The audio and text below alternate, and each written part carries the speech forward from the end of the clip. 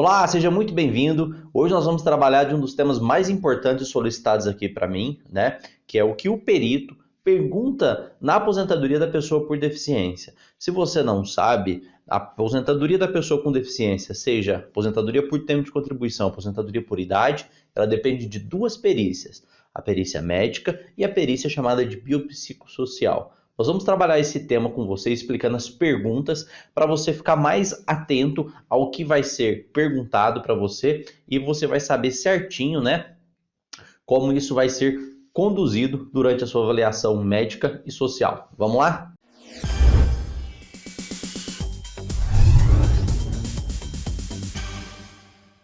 Bom, pessoal, talvez você saiba, talvez você não saiba, mas a aposentadoria da pessoa com deficiência é uma modalidade de aposentadoria nova, né? Por que nova? Porque ela foi instituída aí pela Lei Complementar 142 de 2013. Lá no artigo 201 da Constituição Federal já estava previsto desde 1988, né? Nossa Constituição atual, mas só foi regulamentado por lei complementar em 2013. Então veja, foram mais de 25 anos para fazer a regulamentação das pessoas com deficiência. E vários pontos podem ser considerados deficiência, tá? Problemas na visão, problemas na audição, problema motor, problema neurológico. Então, ou seja, a deficiência ela é abrangente. E o que eu sempre digo é para nunca confundir incapacidade com deficiência. A incapacidade é quando você está incapaz de exercer algum tipo de atividade. A deficiência é quando você tem uma redução da capacidade laboral, né? Quando a gente trabalha no quesito aposentadoria da pessoa com deficiência, seja aposentadoria por idade da pessoa com deficiência, seja aposentadoria por tempo de contribuição da pessoa com deficiência, e eu já trabalhei com esses temas, eu vou deixar aqui para você ver o que é aposentadoria por tempo de contribuição e os requisitos dela, da pessoa com deficiência, e aposentadoria por idade também. Os dois tópicos estão aqui no card, depois você dá uma olhada. Para eles chegarem nessa conclusão de análise de deficiência, ou seja, para eles concluírem, tá, que você é uma pessoa com deficiência, a perícia médica e a perícia social, elas precisam responder um questionário trazido lá pelo decreto também de 2013, que é o decreto 8.145 de 2013, que regulamenta aí, né, a lei complementar 142 também de 2013. E esse questionário feito, eles não é que eles vão pegar o questionário e vão fazer perguntas por perguntas a você. Ele é obrigatório o preenchimento, só que cada perito tem uma forma de abordagem. Então o perito ele vai analisar a sua documentação, vai conversar com você no bate-papo, direcionando a conversa para respostas a esses questionários. Então, obrigatoriamente, o questionário ele tem que ser preenchido, tanto pelo perito médico quanto pelo perito social. Não quer dizer que necessariamente ele vai fazer todas essas perguntas para você. Quer dizer que no diálogo que ele tem que conduzir com você, ele vai estar instruindo o diálogo para depois fazer esse devido preenchimento, que é o conhecido método FUSE de preenchimento aí de análise de deficiência, tanto social quanto médica. E por que é importante a gente trabalhar com esses tópicos? Porque nesse método de preenchimento, nessas perguntas que eles vão precisar preencher, eles vão ter que definir aí, né, o primeiro tópico, quando iniciou a sua deficiência, em que período, né? Então, por exemplo, a sua deficiência é de nascença, então você nasceu com essa deficiência, ela foi adquirida por um acidente, ela foi adquirida ao invés de nascença, na sua infância, é desde todo o período laboral? Não, é parcial o seu período laboral? Foi depois? Tudo isso vai sofrer interferência na análise da pessoa com deficiência.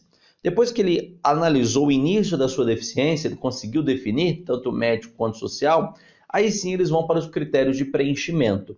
E eu vou mostrar para vocês, está aqui na tela daqui a pouco as perguntas, só que antes da gente ir para lá, você tem que entender como funciona esse critério de preenchimento. Então, além de eles definirem a data inicial da sua deficiência e a data final da sua deficiência, eles vão ter que verificar se dentro deste período de deficiência sempre foi uma deficiência leve, ou sempre foi uma deficiência moderada, ou sempre foi uma deficiência grave, ou iniciou-se como leve e depois tornou-se grave, ou iniciou-se como leve ou depois tornou-se moderada, ou você não tinha deficiência e depois tornou-se deficiente. Então são vários critérios e fatores de análise, porque a deficiência ela pode evoluir ao longo do período, ou você também pode tornar-se deficiente em algum momento da sua vida, por isso que isso é importante. E aí, quando eles identificam isso, o seu período de início de deficiência, eles vão responder esse questionário e atribuir pontuações em cada um dos domínios do questionário. Então, são 41 perguntas que nós vamos trabalhar aqui com você, e dentro dessas 41 perguntas, elas são divididas, né, em 7 setores da vida como um todo, que eu vou trabalhar aqui com você também, já está aqui na tela para você entender, tá? E aí eles vão atribuir pontuações. E o que quer dizer essa pontuação? São 4 pontuações. Essas pontuações vai de 25 até 100. Então, 25 pontos, 50 pontos, 75 pontos e 100 pontos. E o que quer dizer essas pontuações, doutor? 100 pontos é quando você consegue exercer a atividade ou aquele domínio de uma forma plena, igual a todas as demais pessoas. Não depende de ninguém, não depende de nenhuma outra pessoa na intervenção no desenvolvimento e desempenho daquela atividade. Então você consegue exercer de forma igual. 75 pontos é quando você consegue exercer aquela atividade, mas de uma forma reduzida, né? Você não consegue exercer plenamente aquela atividade. Por exemplo, a pessoa tem uma deficiência motora na mão. Ela consegue digitar, só que de uma forma reduzida, não igual a todos. 50 pontos é quando ela consegue exercer aquela atividade, só que ela depende de um terceiro. Por exemplo, uma pessoa que é cadeirante, né? Essa pessoa cadeirante, ela consegue ter acesso a um elevador ou acesso a um transporte público, só que ela depende de um terceiro para conduzir ela, depende de uma adaptação, ou seja, um ônibus adaptado para conduzir ela, para ela conseguir entrar dentro do transporte público. E 25 pontos é quando essa pessoa não consegue de forma nenhuma exercer aquela atividade. Por exemplo, ela tornou-se uma deficiente mental e, consequentemente, ela não consegue fazer nenhum tipo de transferência bancária, a instituição financeira não consegue relacionar. Então, quanto mais baixo a pontuação que eles atribuírem nesses fatores de análise de deficiência, mais grave é considerada a sua deficiência. Então, é inversamente proporcional. Quanto menos a pontuação, mais grave a deficiência. Quanto maior a pontuação, mais leve a deficiência ou sem deficiência. E aí, depois que eles fizerem o início da sua deficiência, preencher esse formulário, que eu já vou te mostrar aqui para você, vão somar a pontuação da análise social, perícia social e perícia médica, e, consequentemente, vai dar uma pontuação. 8.000 pontos, 6.000 pontos, 5.000 pontos, 7.000 pontos, e, consequentemente, analisando isso, é que vão definir a sua deficiência. Não, quando tem essa pontuação, ele não tem deficiência. Quando a pontuação é desta até essa, também vou mostrar para vocês, é deficiência leve. Quando essa pontuação é deficiência moderada, e quanto a essa pontuação é deficiência grave. Então, quanto menos pontos você tiver, mais grave é a sua situação, melhor para você nessa situação da aposentadoria. Quanto mais longo for o seu período de deficiência, também melhor para você. Então, entendendo todos esses pontos, primeiro, a aposentadoria por deficiência, seja por idade, seja por tempo de contribuição, você vai passar por 2 perícias, perícia médica e perícia social. A perícia médica e a perícia social precisa definir o início da sua deficiência, se era desde o nascimento, se é desde a infância ou não, foi posterior. Outro ponto, eles vão fazer a análise de pontuação dentro desse formulário que eu vou trazer para você. Quanto mais baixa a pontuação, mais grave a deficiência. Quanto mais alta a pontuação, mais leve a deficiência ou ausência de deficiência, tá bom? Então vamos lá para o tópico para você entender, vem com a tela com a gente. Então, o primeiro tópico que eu falei para vocês, né? Período avaliado. Então, observe que nós temos o período aqui avaliado de 28/1 de 2004 a 29/1 de 2021. Bom, neste período avaliado, que eu acabei de demonstrar aqui para você, você consegue definir que a perícia entendeu, olha, do dia 28/1 de 2004 a 29/1 de 2021 é o ponto que a gente fixou aqui como deficiência, que é o ponto que eles consideraram como deficiência para esse segurado, tá? E aqui vem as perguntas de atividades e participação, que eu falei para vocês que são divididos, né, em 7 tópicos. Então, o primeiro tópico é o domínio sensorial, o segundo tópico é o domínio comunicação, o terceiro tópico, domínio mobilidade, o quarto, domínio cuidados pessoais. O quinto, domínio vida doméstica. O sexto tópico, domínio educação, trabalho e vida econômica. E o sétimo, domínio socialização e vida comunitária. Então, observe que são 7 tópicos que eles vão abranger, isso tanto a médica quanto a social, e dentro de cada tópico tem um subtópico para eles serem avaliados. Então, por exemplo, domínio sensorial. Como essa pessoa observa? Então, a observação dela é 100%, ela não tem nenhum problema visual. Como ela ouve? A audição dela, veja que ao invés de 100 já foi atribuído 75. Ela consegue ouvir, mas de uma forma reduzida. Então, para esse domínio, ela atribui uma pontuação de 175 pontos. Domínio comunicação. Como que essa pessoa comunica-se? Recepção de mensagem, 75 pontos. Ela tem uma redução da capacidade, tá, de comunicar-se, de receber mensagens. Como que ela comunica produzindo a mensagem? Então veja que é recepção e produção de mensagem. Então ela tem uma dificuldade de receber e de produzir mensagem. A dificuldade de conversar, dificuldade de discutir, utilização de dispositivo de comunicação à distância, 75. Então somando esses 5 critérios aqui do domínio e comunicação, deu uma pontuação de 375. Domínio de mobilidade, mudar e manter a posição do corpo, normal. Ela alcançar, transportar e mover objetos, também normal, igual às outras pessoas. Movimentos finos da mão, 100%. Deslocar-se dentro de casa, 100%. Deslocar-se de edifícios que não a própria casa, 100%. Então veja que em todas essas pontuações aqui ela atingiu o nível de 800 pontos dentro da área de domínio e comunicação. E assim ela vai fazendo em todos os outros tópicos. Domínio e cuidados pessoais. Lavar-se. Qualquer dificuldade que ela tem de se lavar. Cuidar das partes do corpo. Regulação da micção.